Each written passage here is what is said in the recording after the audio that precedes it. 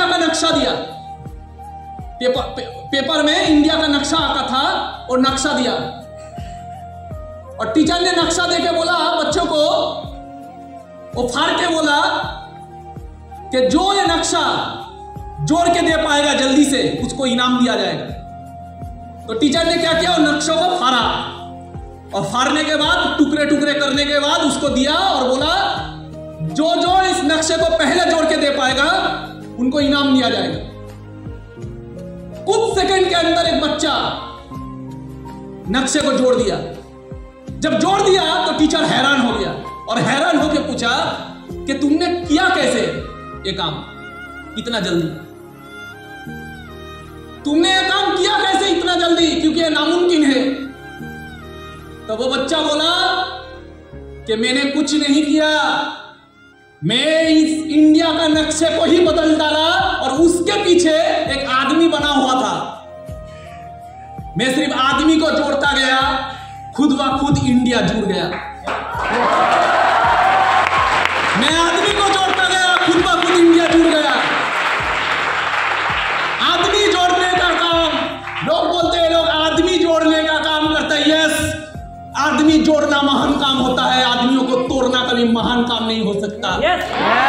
आदमियों को जोड़ना महान काम हो सकता है, क्योंकि एक एक आदमी मिलके एक देश बनता है। जिस दिन आदमी को जोड़ना सीख गए उस दिन देश को बनाना सीख जाओगे। Is that clear?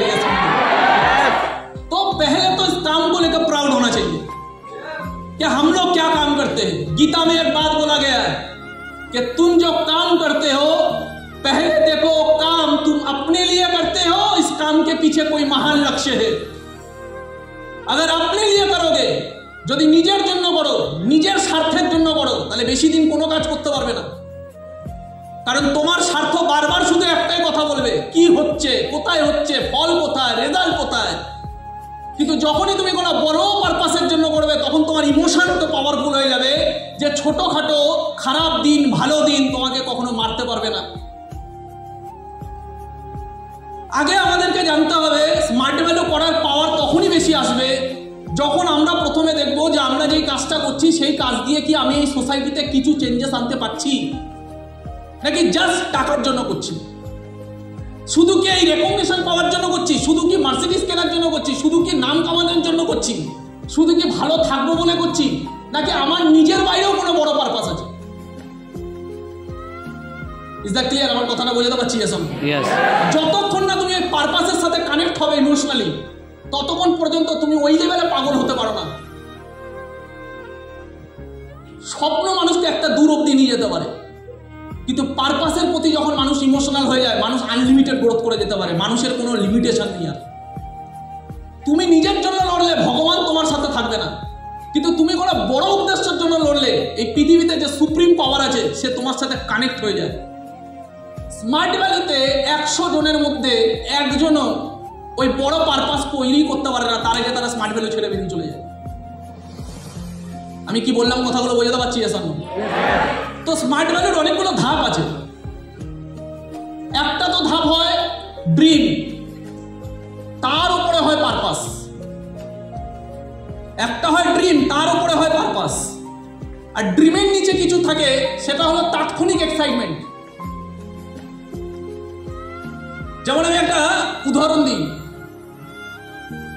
African impala নাম শুনেছি আমরা।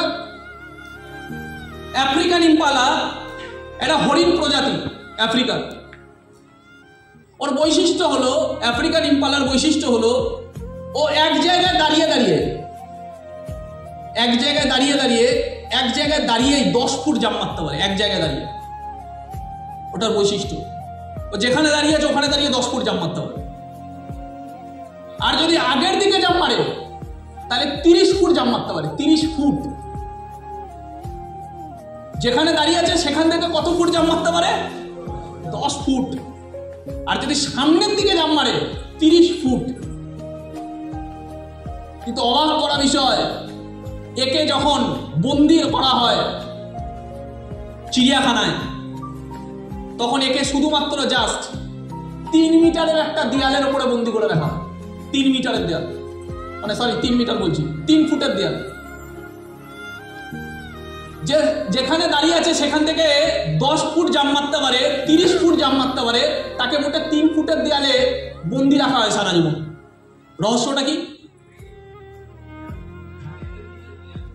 ইয়েস, ওকে 3 ফুটের মধ্যে এই কারণে বন্দি রাখা যায়, ও কোনোদিন ওখান থেকে বেরোতে পারে না।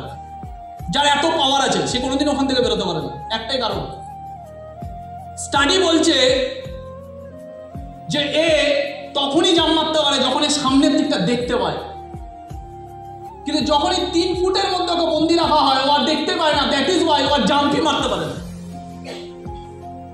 স্মার্ট ভ্যালুতে প্রত্যেকটা অ্যাসোসিয়েট স্মার্ট ভ্যালু পেয়েছে, এটাই প্রমাণ সে কিছু করে দেখাবে। এমনি এমনি হতে পারে না। কিন্তু স্মার্ট ভ্যালু হওয়ার প্রথম প্রমাণ হলো স্মার্ট ভ্যালু পেয়েছে, এমনি এমনি হতে পারে না। যেমন এই পৃথিবীতে যারা মহান মানুষ জন্মেছে তারা প্রত্যেকে একটা কথা বলেছে, মানুষ হয়ে জন্মেছে মানে এমনি এমনি হতে পারে না, ও মহান কিছু হওয়ার জন্য জন্মেছে। তাহলে সবাই মহান কিছু হয় না কেন? মানুষ হয়ে জন্মেছে মানে এমনি এমনি হতে পারে না। মানুষ হয়ে জন্মেছে মানে ওর পিছনে একটা কারণ ছিল, তার জন্য মানুষ হয়ে জন্মেছে। Is that clear? কথাগুলো বোঝাতে পারছি? Yes or no? তাহলে ও মহান কিছু করার জন্য জন্মেছিল। সামান্য একটা ইঁদুর এমনি এমনি জন্মাতে পারে না, মানুষ তো সেখানে বিশাল বড় একটা প্রাণ। গীতায় বলছে যে দেবতারা পর্যন্ত তরপায় মানুষ হওয়ার জন্য, কারণ দেবতারও একটা লিমিটেশন আছে, মানুষের নেই। দেবতারও একটা ডাইরেকশন আছে, ওই লিমিটেড ডাইরেকশনের উপরে যেতে হবে, মানুষের নেই। মানুষ আনলিমিটেড ডেভেলপমেন্ট করতে পারে, কিন্তু তাহলে মানুষ হয়ে জন্মেছিল, এটা সব থেকে বড় বরদান ছিল, আর কিচ্ছু দরকার নেই। তাহলে মানুষ কেন মহান হতে পারে না? কেউ বলতে পারবো কেন মহান হতে পারে না? কারণ ও জানেই না ও কি, ও জানেই না ও কি।